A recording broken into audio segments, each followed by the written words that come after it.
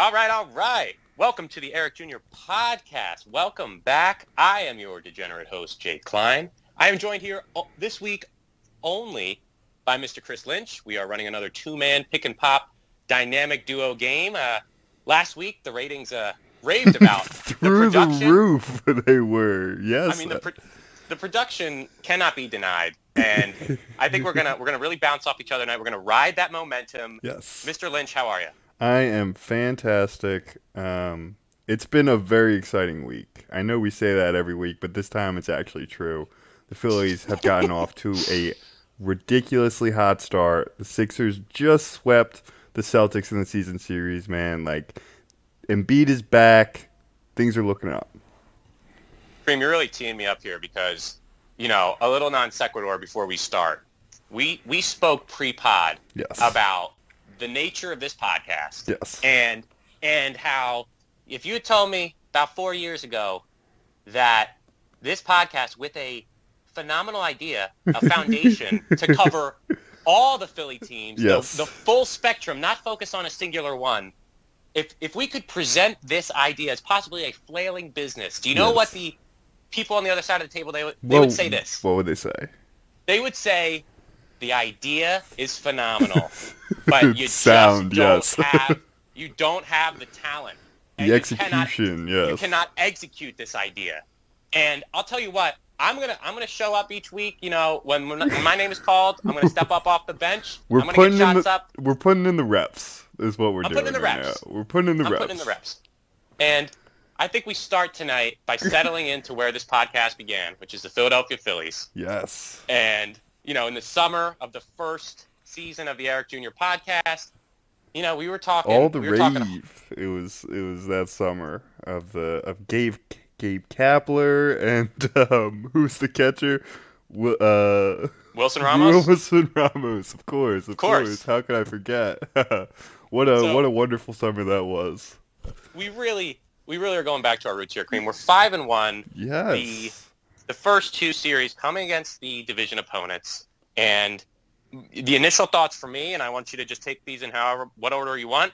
I think the main story right now is a bullpen that is surprising and seems to be maybe a little different this year. The second thing would be Rhys Hoskins with these great at bats and leading in the league leaders with extra base hits, and then. Kind of my takeaway after 6 games, and this is obviously very premature, this team strikes me as, in the regular season, they're going to really be able to beat up against other teams as 3, 4, 5 pitcher. They might not always, rock an ace from the other side. They probably won't that often. Right. That's how it works. But I think this team could do some real damage against the back end of other rotations, and maybe that could bode for some increased regular season success and put us in the mix at the end of the year. What do you think about those observations? I think you're right. I think you're leaving out the fact that the Phillies are the best team in baseball and that there's nothing going to stop them on their way to another World Series title. Oh, my word. Other than that, though, I think you've been drinking the Kool-Aid. I have, absolutely. How could you not be drinking the Kool-Aid right now? The Phillies, man. I mean, I know we do this every year. I know... But spring trade, there's something about it. The start of baseball, the spring is, new beginnings. And then when the Phillies start good, and they just do good. They started phenomenal against the Braves and the Mets. They're two main rivals who are going to be competing with them for that division, for that loaded division.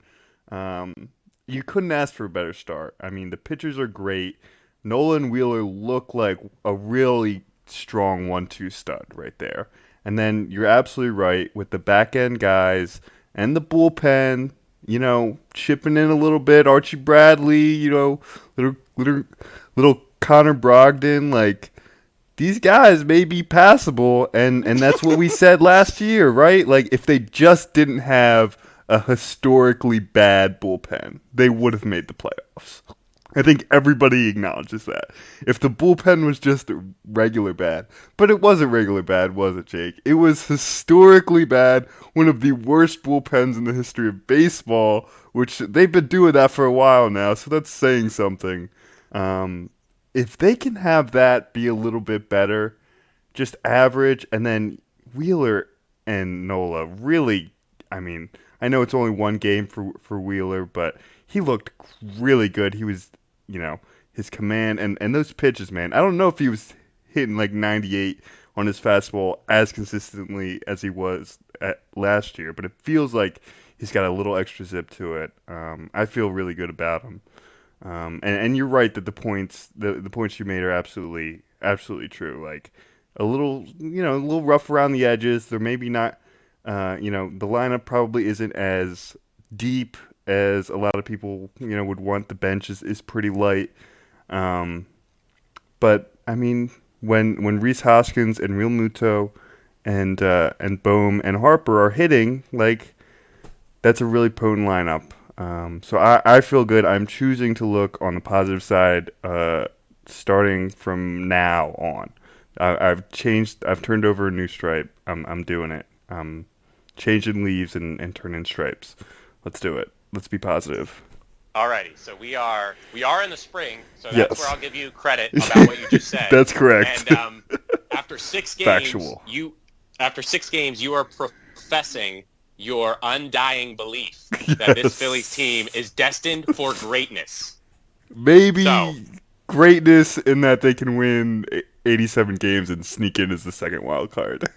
Okay, good job clarifying that, because for a moment there, it sounded to me like you said they could maybe win the championship this year. I thought probably maybe not. that's something that happened. unless everything falls into place. Maybe it does. Oh my word! All right, well that is just the most Philly thing I've ever Can't heard. rule it out. And I'll take the conversation now in 2 different directions. One specifically about the team, and then something a little bit bigger, which is first, Bryce Harper, just an appreciation. He hasn't come storming out, but as I mentioned, that first game leads off the year with a walk.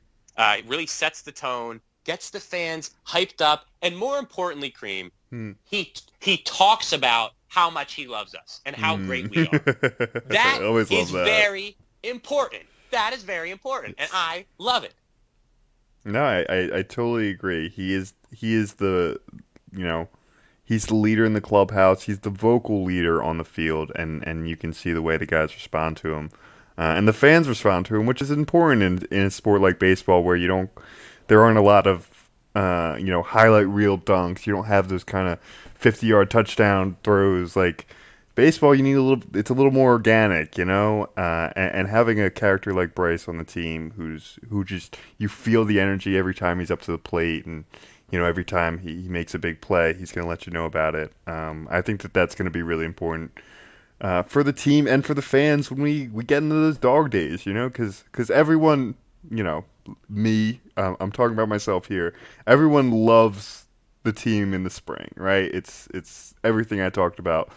When you get to late July, late August, and the team just lost 3 or 4, that juice, isn't there. But having a guy like Bryce can bring that, bring that back a little bit, can rev up the guys, and that's why we're all so glad he's here. And still, I mean, usually if you can make it 3 years after a signing, major free agent signing and not regret it, I think you're doing pretty good, and we're on that track for Bryce. It's so warming and just comfortable to have this guy who is an absolute face of the league in a sport that is notorious for not having those charismatic guys that you can have in advertisements and all over the popular culture surface. Yes. I'm so happy he's ours, and just again, when you think about the acquisition of these players, right? The free agent signings, them choosing to come here. We went out and we got Tobias. We went out and, for other players, we don't really have that guy. We haven't had that guy on the Flyers in a while, but I guess, you could argue maybe a Chris Pronger or one of those iconic players for us in the past. But to have the free agent signing, to be here and to have him here for the rest of his career that he's going to be, I would think playing, it's just fantastic. And to close out with the Phillies, right? As we continue to watch this team, just like you see with other teams in sports, right? If you are good enough at certain things, can that overcome your weakness? Yeah. And for the Phillies, can they, again, get enough out of that bullpen from Jose Alvarado and from Bradley and from Hector Neris? I mean, can they do enough with Vince Velasquez, who for an inning there looked like he could have been I the mean... solution to everything I ever hoped. And then the next, I doubted everything. I'm the same guy who thought Josh Rosen would be good. What the fuck do I know? I think I just want to point out really excellent tweet from one of our followers, Matt. He says the real test of this bullpen wasn't going to be one if they could hold a 1-run lead. It was always going to be if they could hold a 6-run lead and not get it down to 1. Like, that was always going to be the issue with that bullpen. And the other day they did a good job, right? They came in and they shut that game down. So hats off to them. Off to an excellent start. Let's hope it continues. I mean, Connor Brogdon, 3 wins in 6 games, unbelievable. He's on a career. He's on an amazing pace right now. I can't wait to see what the rest of the season is going to hold for him. That's fantastic. I think when we get the full gang back together, it'll still be early enough in the Phillies year. We're all going to have to pick one of the new relievers to claim as our own. Yes. And then we'll see what their destiny leads to. You know. Yeah, that'll be fun. All right, you got anything else on these Phillies before we try to transition out? No, I think we're good. I'm excited, and with the Mets and Washington, their first year is getting postponed. It'll be interesting to see how that affects Washington's start to the season. Obviously, we're still not out of the woods with this COVID stuff, evidently, which is frustrating. With baseball, I really felt like we were kind of coming full circle. Fans are being, back in the stadiums. The Phillies are increasing their attendance. It feels like every week they're adding a few more thousand fans. So I'm excited to get back to the ballpark though, and hopefully everything continues on this safe trajectory. Alrighty, well said. We're going to try something a little bit different tonight. When we transition into the new sports team, Cream, I'm going to hit you with one of my questions. Are you prepared for the questions? First? I'm not prepared, but I rarely am, so hit me with it anyway. All right, this one was brought to us by someone we follow on Twitter, and I didn't get their handle. I'm really sorry. But it's just, it's a generic question. Ready? Okay. Would you rather hit a walk-off homer or a game-winning 3? Oof. A buzzer-beating game-winning 3. That's a very important detail. For sure. Because you don't want to have to play defense after hitting it. That's the worst thing in the world. Buzzer beater. Buzzer beater is a completely different classification. Yes. That's a tough one. I'm gonna have to go with home run, because on the home run you get 30 seconds to yourself on that trot. You get to hold the limelight a little bit. Whereas in basketball, when you hit a game-winning shot, you're almost immediately mobbed by your teammates. Like, you don't get to be singled out like as much. You know what I mean? Like, unless you pull a Jalen Suggs and you jump on the scorer's table. Whereas if that's available, I would do that. I would jump on the scorer's table. But you can't do that in a regular season game, in December. You can't do that. There has to be a big, momentous playoff, some type of meaningful game. You can't be jumping on scorers tables just like willy-nilly. So I would go 98% of the time, I would say home run, walk-off home run, because I get that spotlight. It's all about me. I'm pointing the fingers. I'm strutting around the bases. That's what I'm talking about. In the very rare occasions, if it's like a playoff or important basketball game, I would take the shot, and I would immediately jump on the scorer's table, and I would not let anybody else on. No one else is allowed to join me on the scorer's table. This is all about me. I hit the shot. So that's where I'm coming from. Oh boy, that was not what I expected. You raised the most important point regarding why someone would choose the baseball option, and that is the sustained spotlight. Yes. You get a moment of glory. Like, there's no one even close to you. There's no one you can even high five in that. You have to run. You have to jog. And just think about how fucking awesome you are, and what it's gonna be like when you get to the plate and what you're gonna do tonight. Like, this shit's about to be the best night of your life. But the reason why it's basketball is because I think both of our true loves is the game of basketball. Yes. We love playing it. We love watching it. And to hit the buzzer-beating three, Yes. you are in control of the celebration too.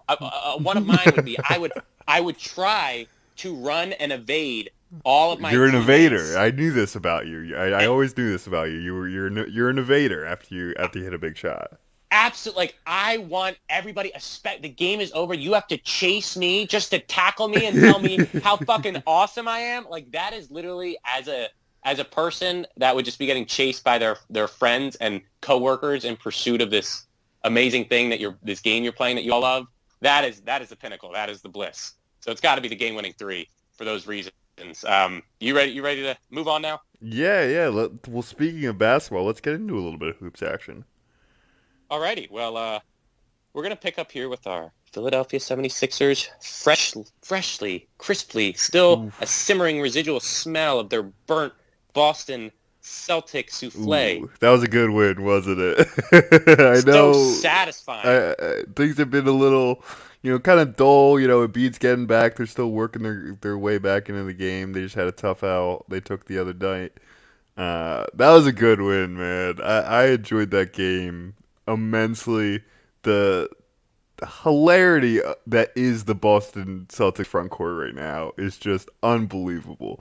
The fact that they would just let themselves be open to this kind of annihilation. And it wasn't anything even like I'm all for giving credit to the players. Like Joel Embiid did nothing that game just except be Joel Embiid. Like he didn't do anything special. He didn't do anything like there was no crazy game plan from Doc Rivers. Like that was just Joel Embiid like playing against dudes who cannot guard him. And the Sixers took advantage, and it was sweet, man. It was really nice to watch. Yeah, like you alluded to, just immensely satisfying. And I think we're obviously a lot of people have mentioned it. You're in that lull of the NBA season. Yeah. You're still waiting on that last 3 weeks to really just kick in. Especially this year, it is going to be those games are all going to be amazing basketball because the margins are so thin in both conferences for certain spots. Especially the end of the sneaking into the playoffs with the play-in game. So right now, what I'm focused on is the Embiid ramp up and the expectations for minutes and what we should see from him and those quick decisions. Avoiding maybe we're going to have a reluctance or an aversion maybe to some of those Euro steps or some of the the second chance jumps on the rebounds. I'm going to be looking to make sure that he's taken this time to get himself acclimated. Once he gets that mid-range falling, he gets that early in the game, that gets him right in the flow. Mm-hmm. And I think he can return pretty damn close and right around what he was doing before he got hurt. And I'm really excited. I think we need to maybe take a step back from the team, Cream, and look at clearly the elephant in the room, the overwhelming semblance of talent that resides in Brooklyn with the Nets. So I need you to talk me through just we're getting there. It's coming around the corner. Yes. We've got a premier matchup coming up against them. Kevin Durant is back. This time next week, man, that is going to be a juicy game.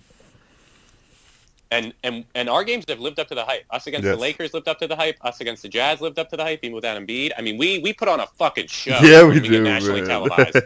Throwing it all the way back to your favorite Embiid game, that LA game. I still remember. Roasted Still remember Brook watching Lopez. Yeah, absolutely, man.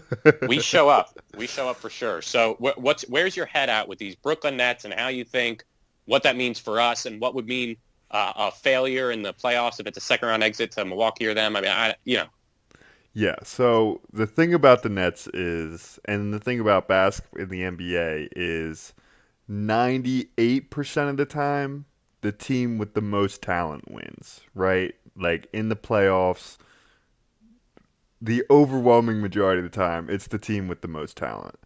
And I don't think that there's a credible person alive who would argue that the Sixers have anywhere near the amount of talent that the Brooklyn Nets have.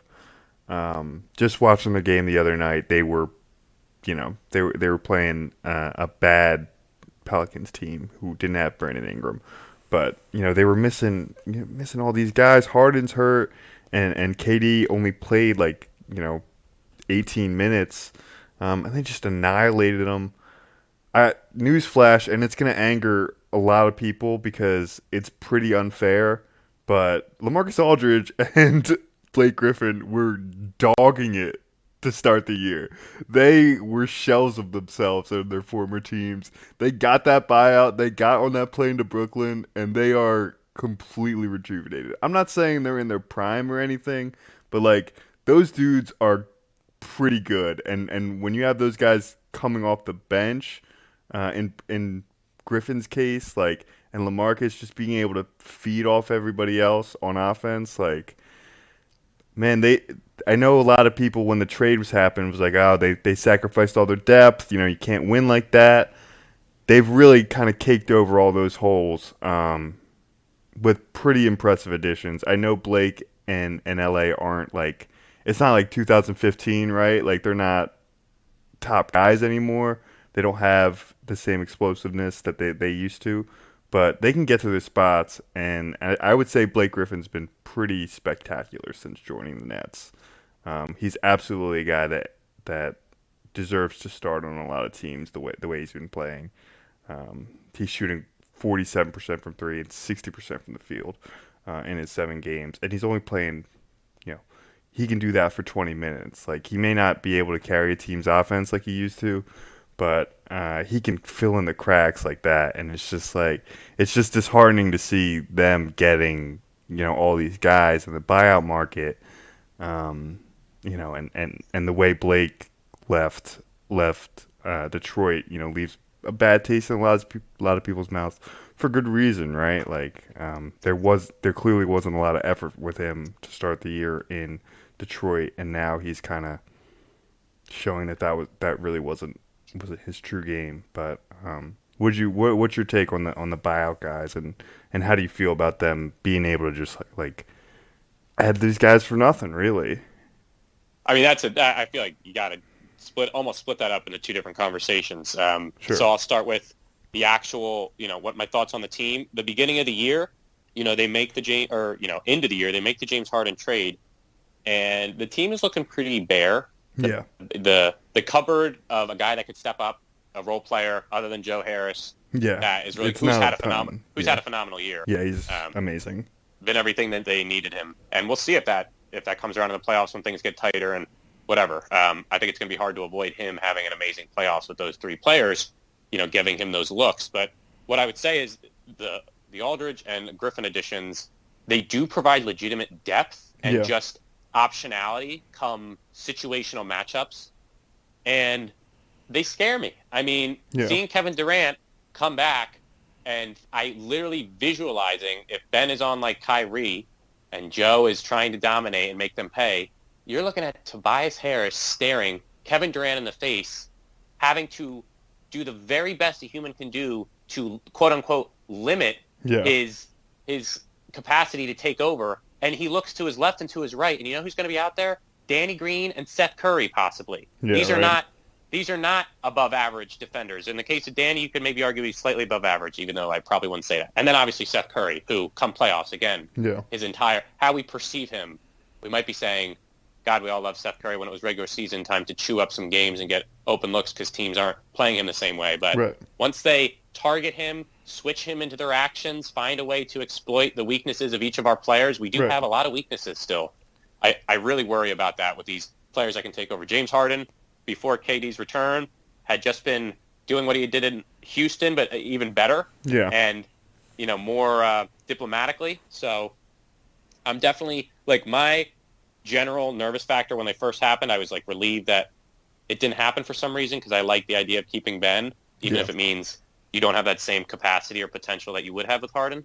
But now I have generally and gradually increased from a 7 worry level to an 8 worry level. I'm at a 9 worry level. I'm almost at a 10. I think this team, they rip off another week stretch of just like not losing for 6-7 games. Then, they're ready to roll. They're ready to do what they're going to do in the playoffs and leave everything behind, all the narratives, all the bullshit. Yeah. The gap between them and us in Milwaukee isn't, it's not crazy big. It's not like, those Heat teams in the East, or even the first couple Cleveland years when it was really just like Toronto and Atlanta were in his way. It's not like that. I'm not willing to go that far because I think obviously we got a good team. No one's denying that, and Milwaukee, they still got a trio of players that I think would worry any team. But what the Nets are doing right now, and the role players that they have that can kind of just fill in specific spots, like Joe Harris, like you said, who just refuses to not hit 50% of his threes, like at just a ridiculous level. Jeff Green and Bruce Brown, these guys who like on paper shouldn't be as productive as they are, but because they're surrounded by such great players and they kind of know their role, they're performing above their capacity, and that's a scary. Like that's scary when those guys are doing that. It really doesn't leave you with a lot of room for error. You're going to be asking Embiid to get, to really dominate every single night in a playoff series against them. We've seen him have trouble to do that for extended periods of time, and in the playoffs, we've seen him struggle to do that, consistently game in game out against the same opponent. I know that they're pretty light on big men that can guard Embiid.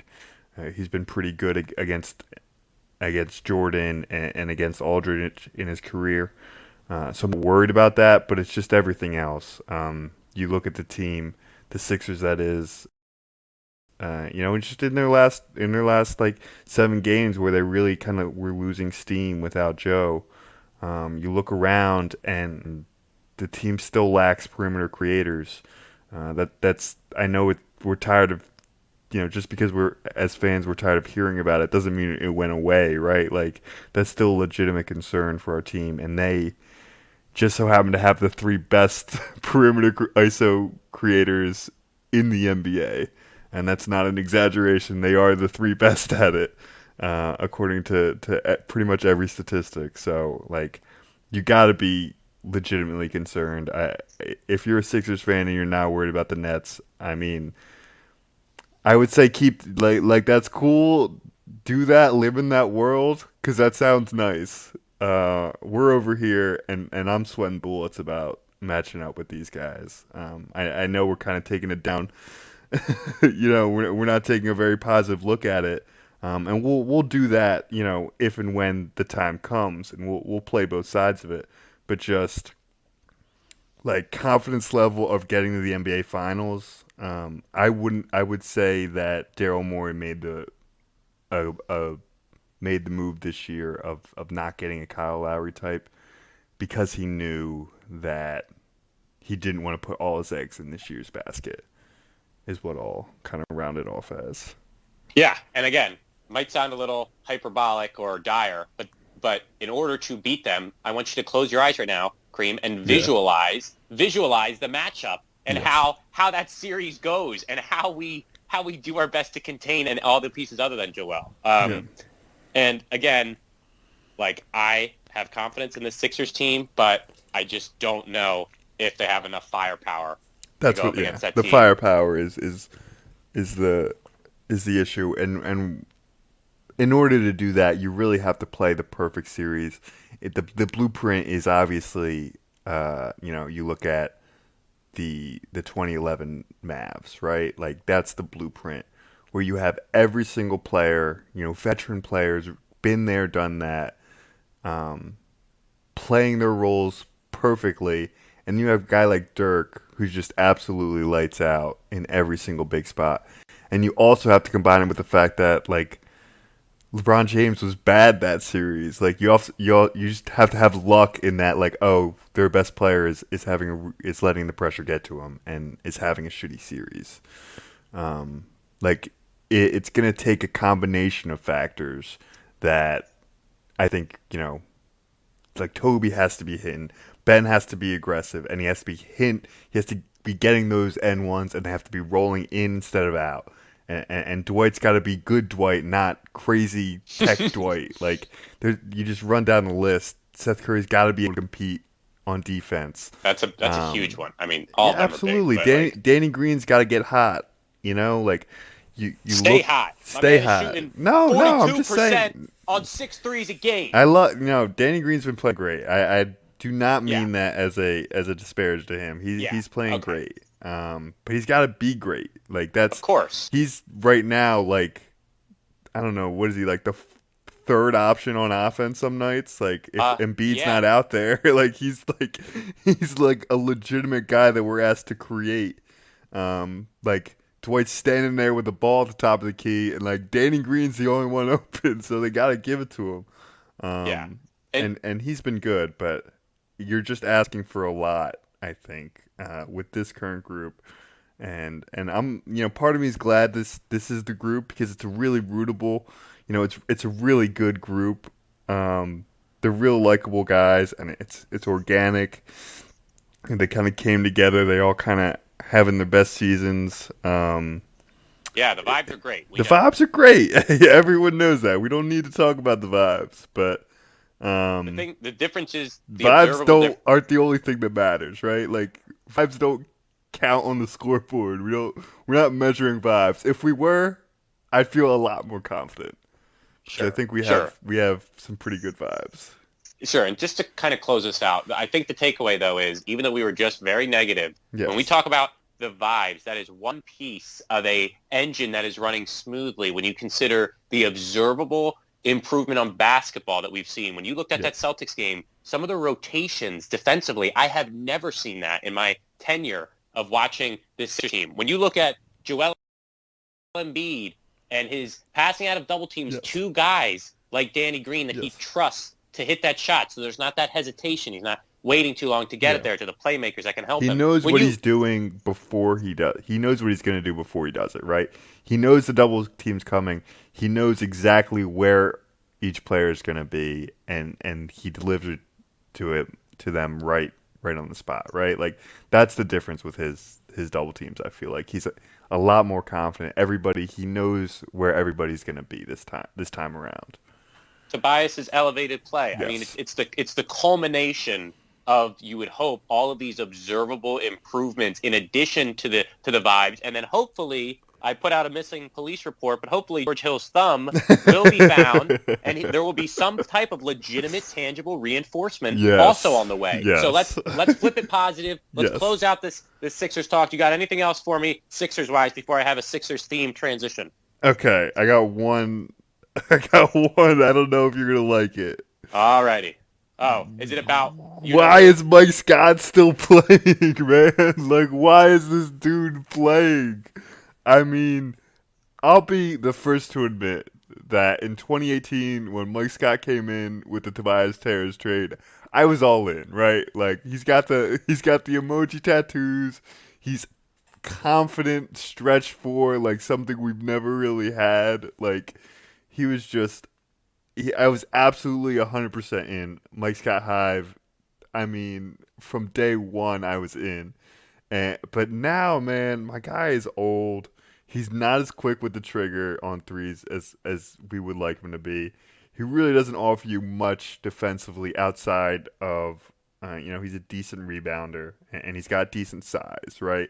Like outside of that, there isn't much that you're really like looking for my guy. Like what is he really providing?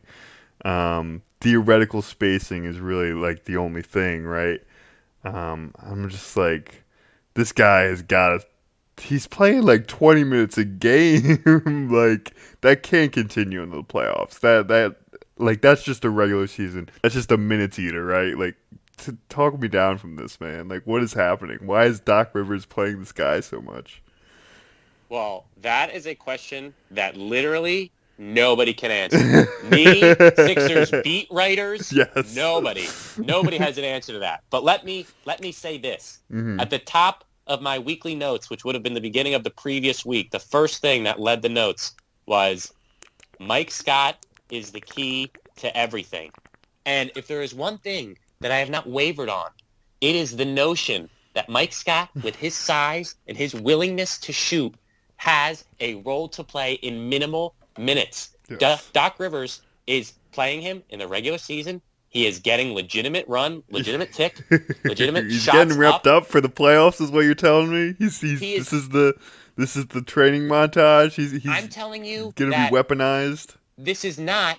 There are no reinforcements other than George Hill Right. on the horizon, and No big men coming in via the buyout market. It seems, and it doesn't seem that fan favorite B-ball Paul is gonna develop quickly enough to have any type of real impact this year. So if we're being real with ourselves and we're looking at how this team can win and what has been their Achilles heel in the past, the Embiidless minutes, when you look at Ben Simmons' deficiencies, having the guy that can shoot, if he hits 1 or 2 shots in a game, what it does to everything else, the step or two that it affects each defender.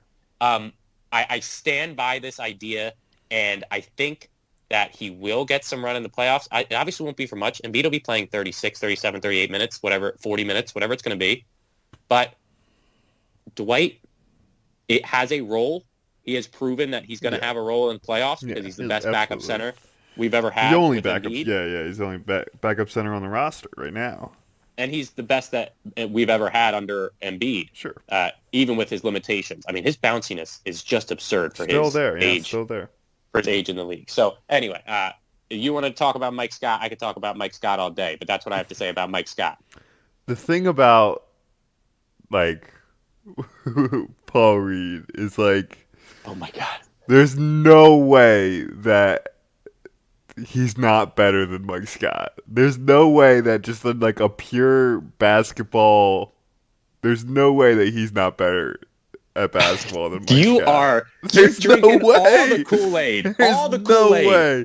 This dude just tore up the G League. Like, he's the G League. Oh, son, what's been going on? You think Mike Scott would tear up the G League? That dude would be averaging like 6 points on 35% shooting. Like, that's what he'd be doing in the G League. Get out of here with that, man. Like, there's Scott just like the G League, bro. There's no reason to play. I'm not saying that Paul Reed's the answer. I'm saying he's definitely better than Mike Scott. He's gotta be, man. You don't win G League MVP if you're not better than Mike Scott. I that's what I think. That's my beliefs. I don't think we should play Paul Reed in the playoffs. I think we should.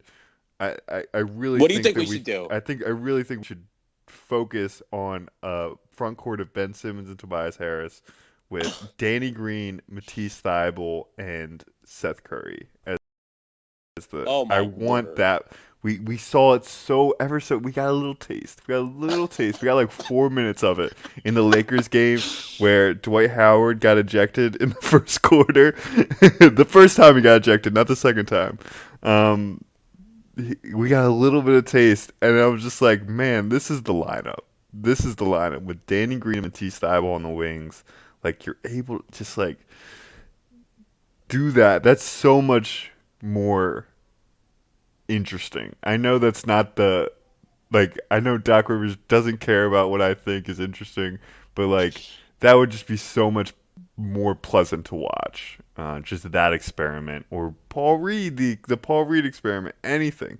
Just, like, I know exactly what Mike Scott is going to do every single time he gets the ball. Like, it's just so frustrating watching him pump fake and then pass and then just like taking up space on the court. I'm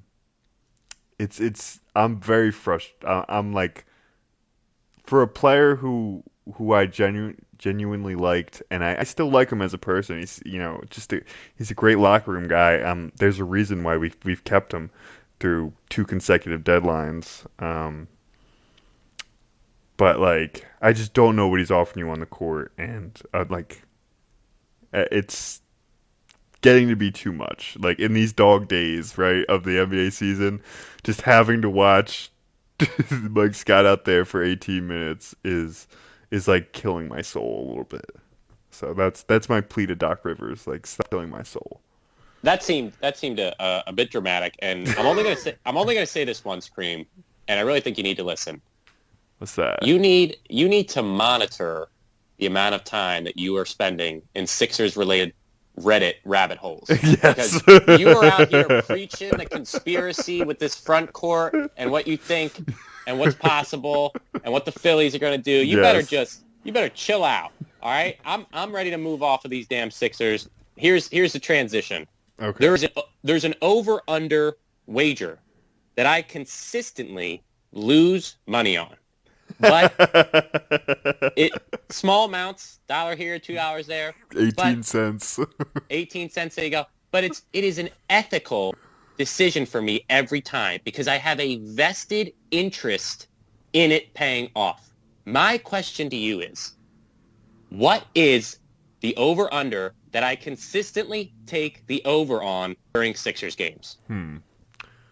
I would say it's got to be you taking the over on something because you're not, like a That's correct. crazy person. I would say that it's probably 3-point or scoring related. The obvious answer here is Ben Simmons 3-pointers over under 0.5.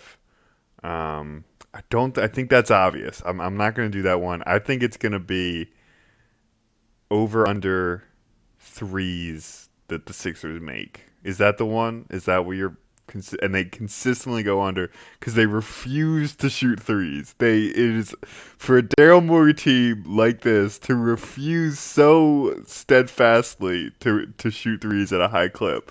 It's astounding. But is that the one? Is it over under Sixers threes made? Final answer. You're barking up the right tree, but wrong branch. Wrong branch. It's the right idea. It is 3-pointers, but it is for a specific player. And it's not. Is it Ben Simmons? It is not Ben Simmons. Is it Matisse Thybulle? It is not Matisse Thybulle. Just tell us who it is. I think I know. It is Tobias Harris. Yeah, it's Tobias Harris, right? What's his 1.5? Oh my God! 1.5. Every night. Oh, every that's game, so frustrating. I look at 1.5 threes, and I say this guy drops 20 like it's no one's fucking business. Of course he's going to hit 2, 3. How do you score 24 points every fucking night and not hit threes? And you know what never fucking happens? Never hits 2 threes. Tobias Harris never hits 2 fucking threes in a game, man. Oh. It's fucking absurd, man. I bet it all the time. I refuse to believe that it shouldn't happen. It should happen every single game. It should happen. He should be taking It shouldn't be a special thing. No. Oh my God. He's only averaging 1.4 made threes a game. Oh, that is unbelievable, man. Oh my God. So I had to get that off my chest. That's incredible. No, that's amazing.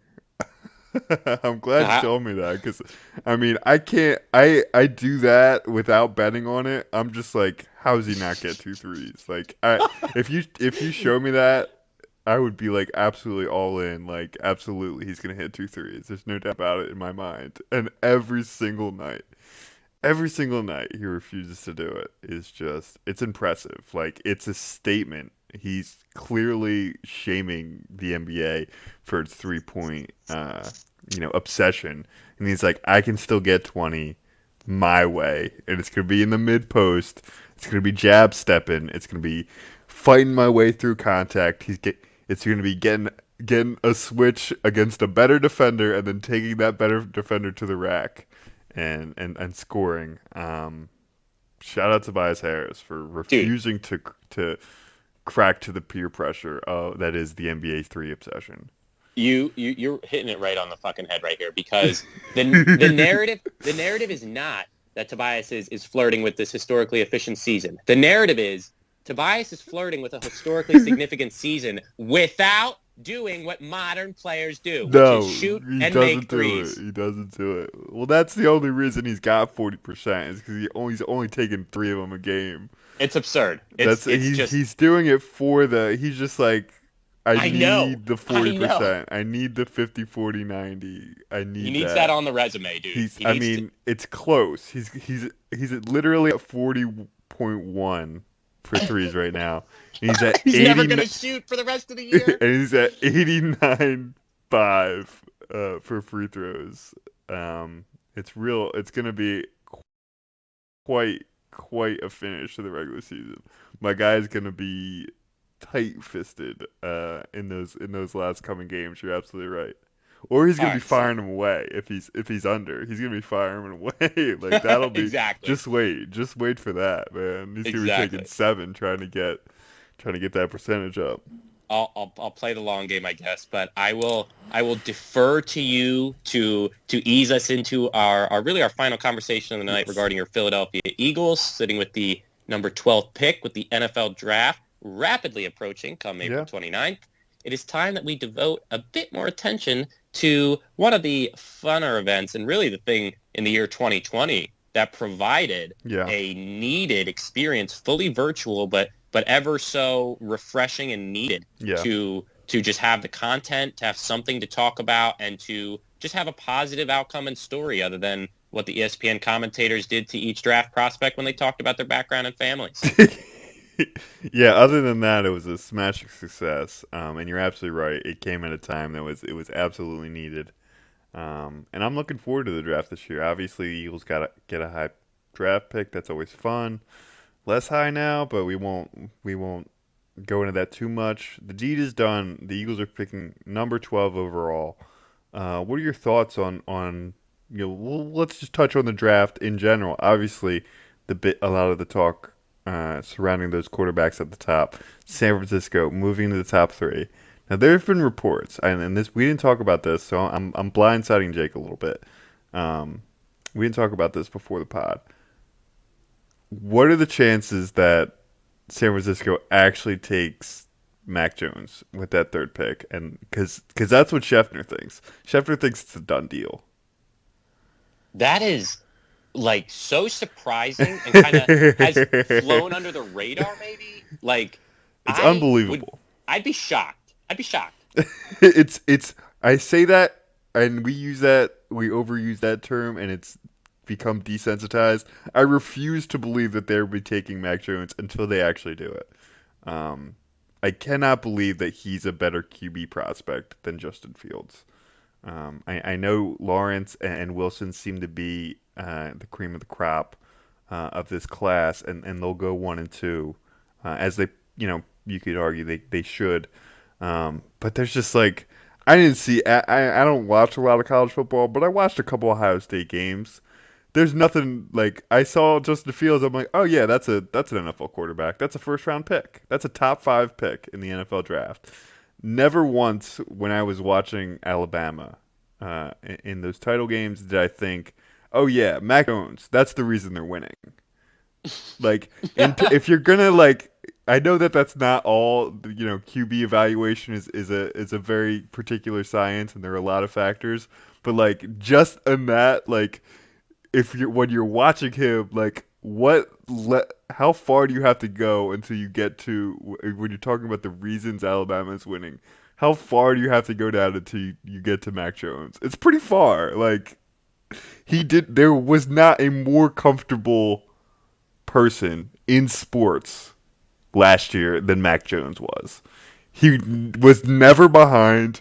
It was never 3rd and long. He had the most talented skill position groups,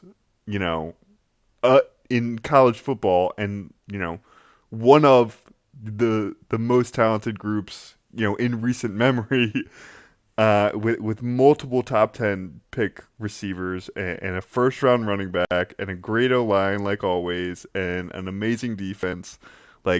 How do you evaluate a quarterback in those situations is my question. When the guy is literally never under any type of pressure at all. The thing, Go ahead. you did a phenomenal job of actually talking about Mac Jones. What I'm going to do is talk about, if Schefter is wrong on this, the top guys, Woj, these guys they are not the ones talking about this happening or putting their name to it unless they're fucking sure. Mm-hmm. Other reporters or guys who work at the fucking Athletic or the Ring or whatever, they can say whatever the fuck they want. But Adam Schefter saying this leads me to believe that it's gonna go down, and it's just another example of we think we know fucking quarterbacks or we think we know what we're watching, and yet every year it seems like this podcast specifically we are proven wrong with whether it be Josh Allen and that quarterback draft, whether it's last year. I think that we haven't really talked about the top quarterbacks, but there's definitely going to be 4 going in the top 5 picks, I think. Yeah. I think Atlanta's pick is on the trade block, or they'll take a quarterback. I think they'd be fine with that. Yeah. If you're looking at where the Eagles were sitting at 6, if the Bengals, if that was the puff piece, not a puff piece, that's the wrong expression, but if that was all smoke about, it's done deal, Jamar Chase reuniting with Joe Burrow, then it's like, well, man, you're just letting Jamar Chase go for a first-round pick next year. That could be good, or it's a good asset, but that's not the same thing as having a fucking stud number 1 wide receiver, the thing that's eluded you all this time. Nope. So, you're that's absolutely the right. perspective where I'm looking at. At 12, it does seem there's a lot of chatter about wide receivers still falling there. You see the other wide receiver from LSU, I want to say Terrence Marshall is his name, getting a lot of buzz. Obviously, there's some corners there. You've got your division rivals picking directly in front of you, which is not ideal. You could see a really good player falling to them. You could also see the 3 or 4 players that you have your eyes on, and now you've got Jalen Waddle and Pitts and whoever else that you're within striking distance on. You've got those teams in front of you, and whoever you're not getting, they're getting, and makes it all, the intensity of making the right decision all the more potent and palpable, because you don't want to fuck up and have them grab the right guy. So at 12, I have confidence that they're going to take a receiver and that it's not going to be a number 1. Interesting. And what are your thoughts on a guy like Devonta Smith with that, soaking wet, 175 pounds, 6 feet tall? Like, are you out on that at 12? Is that too high to take a receiver with that kind of body type, with that kind of risk of injury, in the NFL? What do you think? What do you think about that? I have only really started devoting a little bit of bandwidth to this, but that the boom bust potential on a guy like this, I honestly, my gut tells me I've come around on it. Yeah. I'm not going to reject it, due to physical attributes and what he put out there, man. I mean, this dude he's special if he's healthy. A baller, absolutely. He's absolutely a top prospect. You can't just evaluate one or the other, right? But it does seem like this dude would come in day 1 and just be a reliable pass catcher that has the potential to be explosive. That I'm starting to come around on Devonta Smith to answer the query. Yeah, if you're looking for juice, like if your offense needs juice, and there was not an offense in football last year that had less juice than the Eagles' offense. Like Devonta Smith is a guy that absolutely brings it. Like, he is that explosive type of player. Obviously with the body, like, it's going to be cause for concern. Like, anytime you have a guy that small, the amount of people we've seen do that with that body is pretty, it's not very long. We've seen a ton of guys be able to, that are fast and super quick and got good hands. Maybe not to the skill set that Devonta Smith has, but we've seen guys like that struggle in the NFL to deal with the physicality. When you got corners that are going to, have him by 30 pounds, like, if they get a hand on him, he's getting pushed back. Like, that's just what it is. So that'll be an interesting debate. And obviously offense, defense is going to be something that, a lot of people are torn on. A lot of people want the wide receiver position to be fixed. After all these years, we've spent so much draft capital on it. And it's still just such a nightmare. And you didn't get any free agents. You didn't get any free agents. That makes me believe they have to, But one thing is that it does seem to be, like last year, a pretty deep draft class in terms of receivers. And you have that high second-round pick. I wonder maybe if you can't just wait on that a bit, see if one of those guys fall. I know the kid from Minnesota, Bateman, seems like he's got like the prototype size and body and kind of production that comes with a first-round pick. But because he's in such a good class, with all these freaks, he's a guy that maybe could fall a little bit, and maybe you can get him at a little bit, a discount. I got to jump in real quick. Yeah, what's up? What if they did exactly what you just said last year in the second round? Oh, my God. What ripple effect does that have on this team? The exact thing that you just proposed. If they had followed you as their GM What would be the state of this team right now? I want to hear from you. Well, I mean, obviously it's dependent on who they take it. T. Higgins. They take T. Higgins in the second round. I think he Yep. was gone by then, but I think Mims was the only top guy that was left by the time we picked at 52. But we didn't. We had a late second round pick last year. This year we got like the sixth pick, right? Sure. Sixth pick in the second round, so it's a little different. Um, I don't know. I think obviously hindsight's 2020. You don't like how the season went with Hurts is a still pretty unknown. Your first two picks are still pretty unknown, so there's not really a ton of that I'm invested in that class. Would I like a do-over? Yeah, I would say let's roll the dice again and see what happens. But you know, can't be living in the past, Jake. We got to move on. This is the draft. You got to you can't worry about what happened last year. Some serious butterfly effect shit right there. You're talking about Yeah. trying to get that value in a deep wide receiver draft class, exactly what we had last year, and yet they Failed go out miserably. Yeah. the Eagles do something fucking radical, and we're in a butterfly timeline effect where sometimes when you do something radical, it radically changes the trajectory of an organization. And I think the 1 year turnaround of this Eagles team and where they're at with the quarterback position and what their offense is going to look like, and relying on Jordan Howard and Greg Ward again and Jalen Reagor and Boston Scott, even with a semi-healthy offensive line, I don't know how you're putting up enough points, even with maybe a running threat in Jalen Hurts. Especially, we have low expectations for this year. I guess we also have to factor that into maybe what they're going to do with this pick. But Right. at 12, you can clearly still get a blue chip starter day one. It's just a matter of, is it offense, defense, Yeah. and what is more important? Impacting day one, or a guy like who has a higher potential like Jalen Reagor. I'm tired of the high potential guys. Give me something proven who's going to step in right away and make me know his name and feel his presence in games. Well, there's been a lot of talk about our guy at linebacker from Notre Dame. I apologize for butchering his name, Jeremiah Owosu Koromoa, who is from the area, and in the interview process was really praising the Philly mentality and what it takes to get here. He's going to be a guy that's probably going to be available. Most mocks have him, mid first round. I know you like a good linebacker. How about a little homecoming with our guy here, who talked a pretty big game in their interviews about being able to handle, the Eagles fans and whatnot, and what it takes to be a winner here and all that jazz. His first name is Jeremiah. Yeah. Oh man, a linebacker named Jeremiah. I haven't had one of those in a very long time. Mr. Trotter. I would love that. Yeah. What a figure. And here's what I'll say.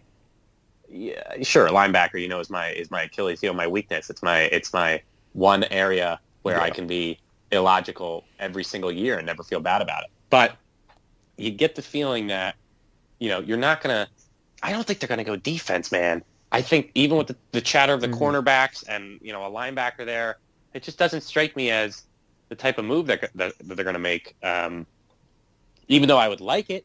And the other thing is, if you're a guy that's interviewing, you want to heap praise on the city and the toughness, that's fine. But I don't know if I like, selling that you are the Philly guy. You kind of just, you let that be demonstrated by your actions and your disposition and your I think he was asked your about behavior. it. I don't think he was like. I think he was just asked flaunting. about. He's like, and just in case you were wondering, Yeah, right. I'm pretty made for Philly, like custom wise. Like it's basically the only place I should be going. No, I don't.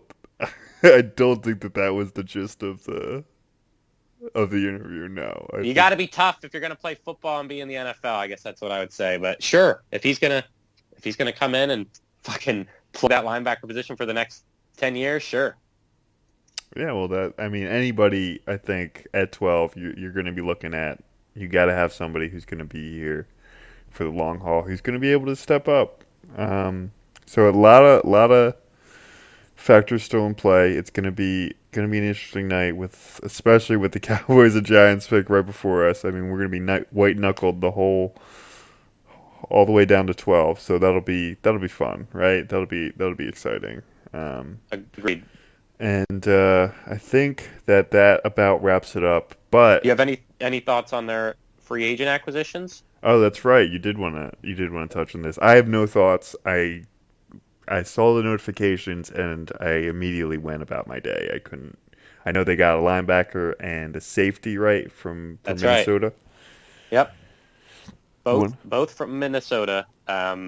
Similar to you, I was not moved by either transaction or right. notification, Pretty but it got me. low stakes guys. But value guys. I mean, guys Sure. that, one guy who had over 100 tackles and another guy who had a couple picks. I mean, guys who you can put on the NFL field and not, look at as a direct liability. I mean, they're both considered pretty good value signings, and that's what, again, we all love to see. We'll see. We'll see. They could be really nice, chew up a bunch of minutes. But more importantly, what I have to identify is and expound upon is this peculiar and possibly incestual relationship between the Eagles and the Vikings, dating back to the Sam Bradford trade. And just that, we take these guys, we swap out Andrew Sendejo, they take Jefferson right before us, and now we have to live with it. There's just this weird energy between the two organizations, a lot of mutual players that have gone back and forth. Like I said, Sendejo's there, he's with us, he's back there. I mean, the Bradford trade is just a notorious, Of holy course. fuck. We fucking trade Wentz, and in our first-round pick, we're only picking 2 spots later than where the Browns were with our pick because we had Minnesota. I mean, that was just unbelievable in the moment. And these past few years, really the past 5-7 years, the relationship with the Vikings and obviously the Weird NFC one. Championship Yeah. from 2018, it's just they're always going to be our little cousin Very now. interconnected. You're absolutely right to point that out. Really Dude. interconnected. And I think that they're a good enough organization where they produce NFL guys that can still, have impacts on other organizations. I guess that's good at scouting. That's good at, scheming. So I'm relatively mildly excited for these acquisitions. And hey, man, I mean, sure, the expectations are going to be low this year, but it's probably easier to surprise and do well when the spotlight's not so hot. Yeah, that's definitely gonna be true. And they do seem like guys who can come in and do a role, and they're professional. They seem like professional guys that are gonna be able to fill spots on the defense, which is not nothing. And they'll be come the season. I'm sure we'll be glad that they're here. Alrighty. Just last thing, I think we should forego the Daryl Morey tweet of the week this week only because he's done a lot. He's got the Sloan Conference, sports conference that he's part of, that he's co-founded. So all of his tweets this week were about that basically, and I'm just like, I really don't. I'm a nerd. I'm a sports nerd. I'm not that much of a nerd, right? Like I can't get to that level. So I couldn't even really engage with most of the content he was tweeting out. If I'm He being definitely honest. he definitely snuck a retweet of some Ben Joe, 2-man, during Yeah, yeah, in yeah. the That's top a of that. that's a But retweet though. It doesn't really count. I totally don't agree. know, Totally man. agree. I mean, he doesn't deserve it this week. No. So we'll get him next week. Once he tweets some meme about the bench or something. Um, Okay, I think that's gonna do it for us here. This has been, we had a wonderful time. Hope everybody enjoyed listening. Thank you everyone for tuning in. We'll see you again next week. Bye.